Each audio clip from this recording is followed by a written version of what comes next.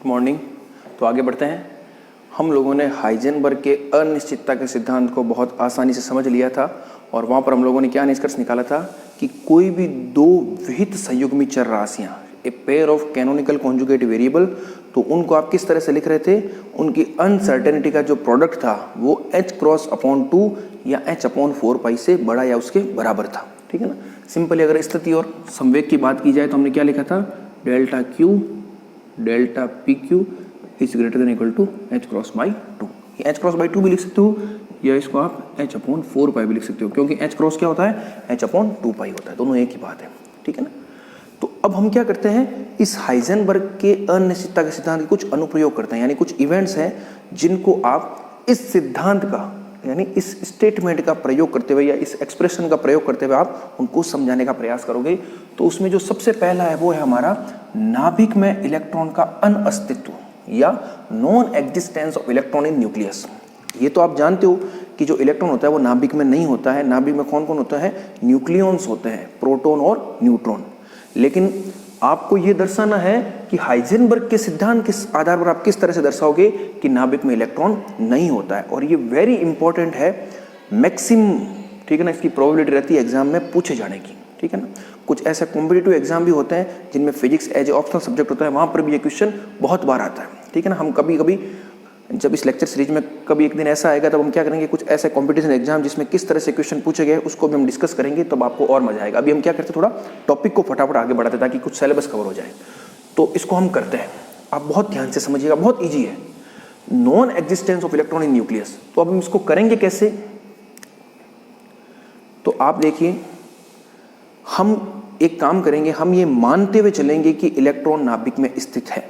ठीक है। और फिर हम जब उसको आगे डेरिवेशन को कंप्लीट करेंगे तो कुछ ऐसे रिजल्ट्स आएंगे जो एक्सपेरिमेंट से मैच नहीं करेंगे। जब वो एक्सपेरिमेंट से मैच नहीं करेंगे, क्योंकि एक्सपेरिमेंट तो क्या वेल प्रूफ है, एक्सपेरिमेंट अगर हो रहा है उससे जो निष्कर्ष मिल रहा है वो तो सत्य ही होगा।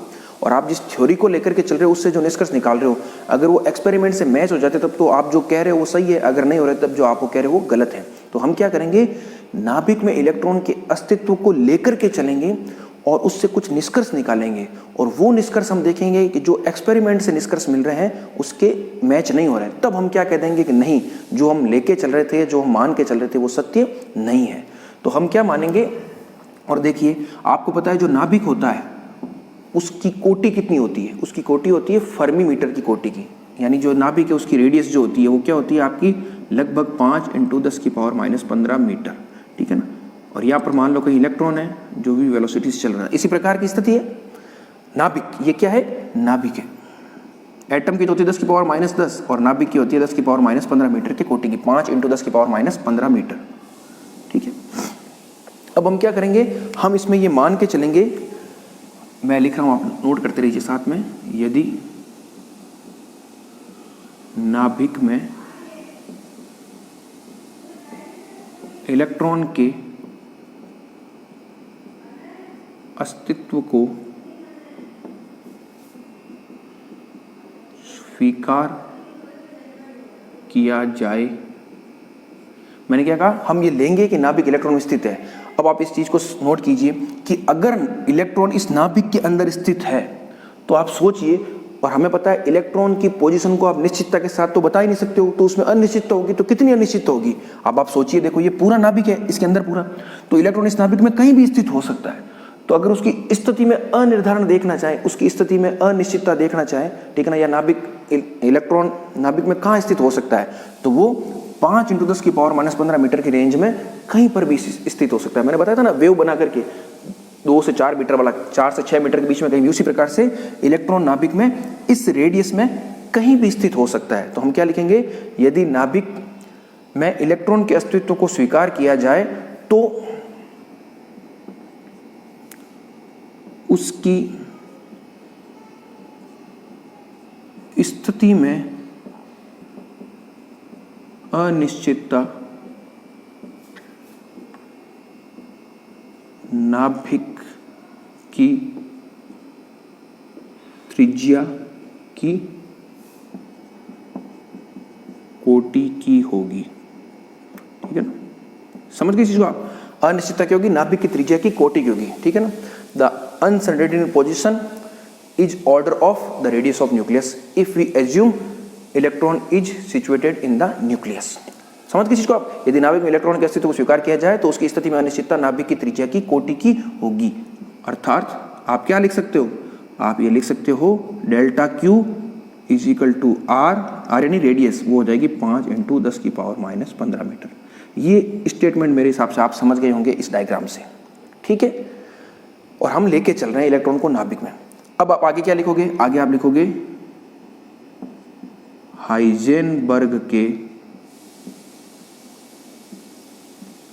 अनिश्चितता सिद्धांत से आप क्या लिख सकते हो? आप लिख सकते हो delta Q delta P Q is equal to, अब आपको पता है वो ग्रेटर देन इक्वल था तो मिनिमम तो h×2 है, तो हम क्या करते हैं जब भी स्टैंडर्ड डेरिवेशन करते हैं तो हम कुछ लेके चलते हैं। हम इसको ग्रेटर देन इक्वल टू नहीं लेकर क्या लेंगे? h×2 लेंगे।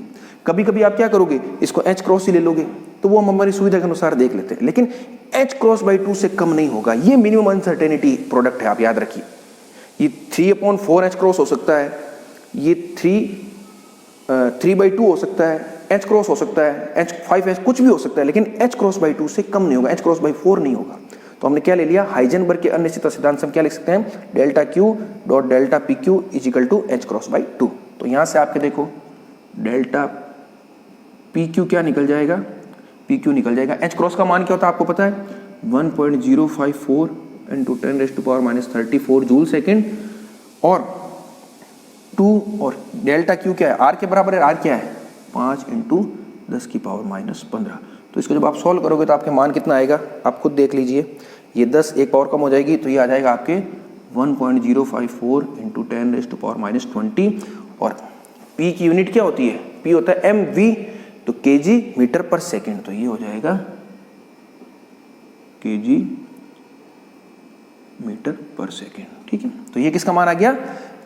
संवेग में अनिश्चितता का मान आ गया। अब आप यहां ध्यान से सुनिएगा कि ये संवेग में अनिश्चितता है, तो अगर मैं इलेक्ट्रॉन का संवेग पूछूं तो उस संवेग का जो मिनिमम मान होगा वो उसकी अनिश्चितता के कोटि का तो होना ही चाहिए, ठीक है, नहीं तो उसकी अनिश्चितता है। या आप ऐसा भी कह सकते हो कि जो डेल्टा क्यू क्या है? डेल्टा क्यू क्या है? इलेक्ट्रॉन के निर्धारण में अनिश्चितता है, और ये जो मान आया आपका किससे आया है? इस डेल्टा क्यू से आया है।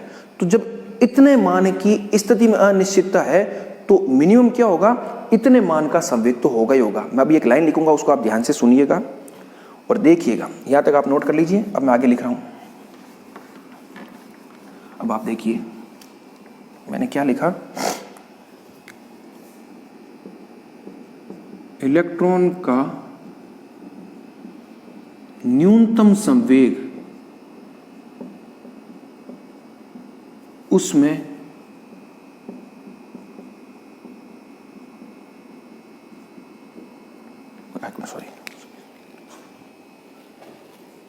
इलेक्ट्रॉन का न्यूनतम संवेग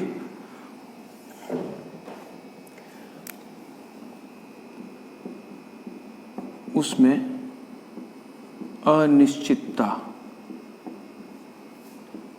के बराबर तो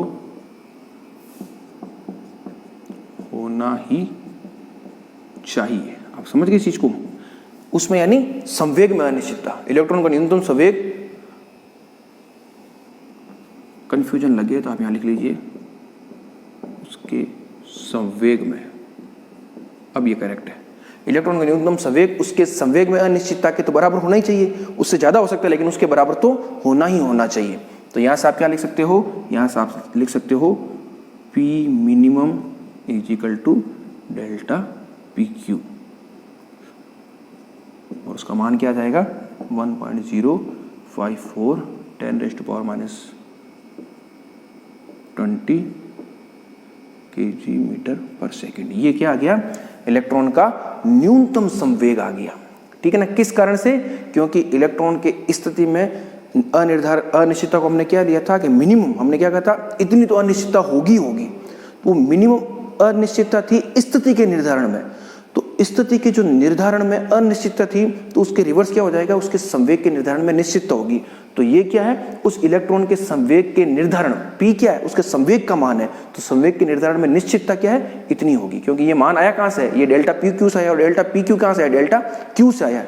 और डेल्टा क्यू को हमने थ्योरी में क्या लिखा है, स्थिति के निर्धारण में इतनी अनिश्चितता तो होगी यानी मिनिमम है। तो यहाँ से आपको क्या मिल जाएगा, P मिनिमम मिलेगा, डेल्टा पी क्यू मिनिमम नहीं है, ठीक है ना, ये P मिनिमम है, याद रखिए आप, ठीक है। तो चलो अब हम आगे देखते हैं, आगे किस तरह से करेंगे इसको आप ध्यान रखिए। अब देखो मैं जो एक चीज़ लिखना चाह रहा हूँ उसको आप ध्यान से सुनिए। मैं अगर लिख सकता हूँ इलेक्ट्रॉन की ऊर्जा, इलेक्ट्रॉन की ऊर्जा को आप कैसे लिख सकते हो, आपको पता है इलेक्ट्रॉन की ऊर्जा क्या होती है, E = √P² C² + m0² C4, ये आप जानते हो, रिलेटिविस्टिक पार्टिकल है। तो इलेक्ट्रॉन की जो न्यूनतम ऊर्जा होगी, अगर मैं मान लो E मिनिमम लिखना चाहूँ, E मिनिमम, तो वो क्या हो जाएगा, वो हो जाएगा आपका P minimum square C² + m0² C4, क्योंकि ये तो क्या है, फिक्स है, इलेक्ट्रॉन का रेस्ट मास एनर्जी है, तो वो हमेशा फिक्स रहती है, ठीक है। तो अब देखिए, अब इससे आगे बढ़ते हैं। तो इलेक्ट्रॉन के लिए आपको m0 C² का मान तो पता है, इलेक्ट्रॉन के लिए क्या होता है, m0², या आप इसको कह सकते हो m0² C क्या होता है, 0.511 मिलियन इलेक्ट्रॉन वोल्ट, ये आप जानते हो। और जब आप इस राशि का मान निकालोगे, किसका, P मिनिमम C, तो P मिनिमम C क्या होगा, 1.054 10⁻⁻20, और ये हो जाएगा 3 × 10⁸ तो ये जो मान आएगा आपका पूरा, ठीक है ना, इस पूरे अंडर रूट वगैरह आप करोगे तो ये जो मान आएगा, अब आप कैलकुलेट करके देख लीजिएगा, इस पूरा राशि का मान P² C² का मान जो आएगा वो आएगा आपके 20 मिलियन इलेक्ट्रॉन वोल्ट। क्या आएगा, 20 मिलियन इलेक्ट्रॉन वोल्ट, आप कैलकुलेट करके देख लीजिएगा, ठीक है ना। तो अब आप देखिए P मिनिमम C का मान आ रहा है 20 मिलियन इलेक्ट्रॉन वोल्ट, और m0 C² का मान आ रहा है 0.51 इलेक्ट्रॉन वोल्ट, तो इसकी तुलना में तो ये क्या है, बहुत कम है। तो हम क्या कर सकते हैं, इस केस में इसको नगण्य मान के छोड़ सकते हैं, तो आपके E मिनिमम क्या होगा, √P मिनिमम स्क्वायर C², और ये है 20 मिलियन इलेक्ट्रॉन वोल्ट, तो अंडर रूट से जब बाहर आएगा तो वो क्या रह जाएगा, 20 मिलियन इलेक्ट्रॉन वोल्ट। तो मैं क्या ऐसा लिख सकता हूँ, E minimum = 20 million electron volt. आप समझ गए होंगे मेरी बात को, आप इसको कैलकुलेट करके देखिए, मैं यहाँ करके टाइम को वेस्ट नहीं करना चाह रहा हूँ, बिल्कुल सिंपल मैथमेटिक्स है। इसको जब आप सॉल्व करोगे तो आपके 20 मिलियन इलेक्ट्रॉन वोल्ट आएगा, इसकी तुलना में ये बहुत कम है, इसको नगण्य मान के छोड़ देंगे तो E मिनिमम क्या बचेगी, P मिनिमम स्क्वायर C², तो स्क्वायर तो हट जाएगा अंडर रूट हटते ही, तो बाहर क्या आएगा, P मिनिमम C, और P मिनिमम C का मान है 20 मिलियन इलेक्ट्रॉन वोल्ट।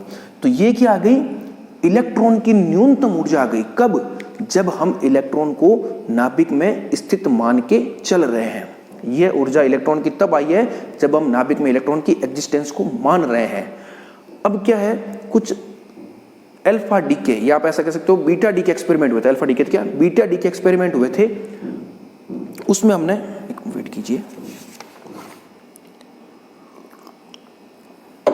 जो बीटा डीके एक्सपेरिमेंट हुए थे उस एक्सपेरिमेंट में ऐसा शो किया गया था कि जो इलेक्ट्रॉन इमिट हो रहे हैं उनकी जो एनर्जी है वो 2 से 3 मिलियन इलेक्ट्रॉन वोल्ट, या कई केस में वो 4 से 5 मिलियन इलेक्ट्रॉन वोल्ट होती है। आप मेरी बात समझिए, जो बीटा क्षय प्रयोग है, बीटा पार्टिकल होता है क्या, इलेक्ट्रॉन ही तो है, -1 E0 होता है बीटा, ठीक है ना। तो जो बीटा इमिशन है, बीटा इमिशन का मतलब ही क्या है, इलेक्ट्रॉन इमिशन एक तरह से। तो जो बीटा क्षय प्रयोग है उस प्रयोग में ये देखा गया कि जो इलेक्ट्रॉन उत्सर्जित हो रहे हैं उनकी ऊर्जा 2 से 3 मिलियन इलेक्ट्रॉन वोल्ट है। लेकिन अगर आप इस इलेक्ट्रॉन को नाभिक में मान के चल रहे हो तो ये कितनी मिल रही है, 20 मिलियन इलेक्ट्रॉन वोल्ट मिल रही है। तो ये तो हमने थ्योरी से निकाला है, क्या मानते हुए कि इलेक्ट्रॉन नाभिक में स्थित है। लेकिन जो एक्सपेरिमेंट आपको दर्शा रहा है वो क्या दर्शा रहा है कि इलेक्ट्रॉन की जो मिनिमम एनर्जी है, मैक्सिमम है वो तो मिनिमम नहीं, जो अधिकतम ऊर्जा के साथ निकल रहा है वो कितनी है, 2 से 3 मिलियन इलेक्ट्रॉन वोल्ट ही है। तो इसका मतलब क्या है, कहीं ना कहीं डिस्क्रिपेंसी है, असंगति है। तो असंगति यही है कि इलेक्ट्रॉन नाभिक में स्थित नहीं हो सकता है। तो जब आप यहाँ तक लिख लो तो इसके आगे चीज आपको और लिखनी है, वो क्या लिखनी है वो भी आपको बताता हूँ, उसको आप नोट कर लीजिएगा। तो देखिए क्या निष्कर्ष निकल गया, हमने क्या फाइंड किया था, इलेक्ट्रॉन की मिनिमम ऊर्जा थी वो क्या आई थी, 20 मिलियन इलेक्ट्रॉन वोल्ट के कोटि की आई थी। कब आई थी, जब आप इलेक्ट्रॉन को नाभिक में मान के चल रहे हो। तो हमने क्या लिखा, अतः नाभिक में इलेक्ट्रॉन के अस्तित्व के लिए उसकी न्यूनतम ऊर्जा कितनी होनी चाहिए, 20 मिलियन इलेक्ट्रॉन वोल्ट कोटि की होनी चाहिए, मिनिमम है। इससे ज़्यादा तो कुछ भी हो सकती है लेकिन इतनी तो होनी चाहिए। परंतु बीटा क्षय प्रयोग दर्शाते हैं कि जब किसी अस्थायी नाभिक से इलेक्ट्रॉन उत्सर्जित होते हैं तो उनकी जो ऊर्जा होती है 2 से 3 मिलियन इलेक्ट्रॉन वोल्ट। कई बुक में ये 4 से 5 भी दे रखी है, कहीं पर 4 से लेकर के 8 की रेंज भी दे रखी है, लेकिन 20 से तो कम ही है, इतनी ही, इससे अधिक नहीं होती है। अतः स्पष्ट है कि नाभिक में इलेक्ट्रॉन का स्वतंत्र अस्तित्व नहीं होता है। क्यों नहीं होता है? क्योंकि ये चीज़ आपको मिली है एक्सपेरिमेंट से, तो वो तो गलत हो नहीं सकती, और ये चीज़ आपने निकाली है थ्योरी से। और क्या एजम्पशन माना है? इलेक्ट्रॉन को नाभिक में स्थित माना है, तो वो एजम्पशन आपने गलत माना है, इसलिए आपको क्या मिल रही है? एक प्रकार की असंगति मिल रही है। इसीलिए हमने लास्ट निष्कर्ष यहाँ निकाला है, अतः स्पष्ट है कि नाभिक में इलेक्ट्रॉन का स्वतंत्र अस्तित्व नहीं होता है। तो इस प्रकार से इस टॉपिक को आपको करना बहुत इंपॉर्टेंट है।